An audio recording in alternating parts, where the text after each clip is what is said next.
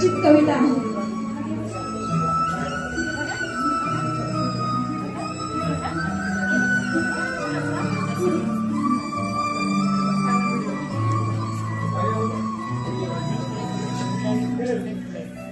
शिवबा. आई शूर वीरांगना जिजाऊ माता, 19 फेब्रुवारीला पुत्र जन्मला, नाव ठेविले शिवबा.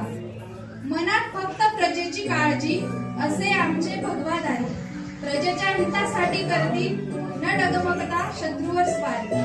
कपाळावर चंद्रकोर सूर्यासारखे तेजमुखी, छत्रपती शिवाजी राजे नाव सतत असे प्रजेच्या मुखी. हिंदवी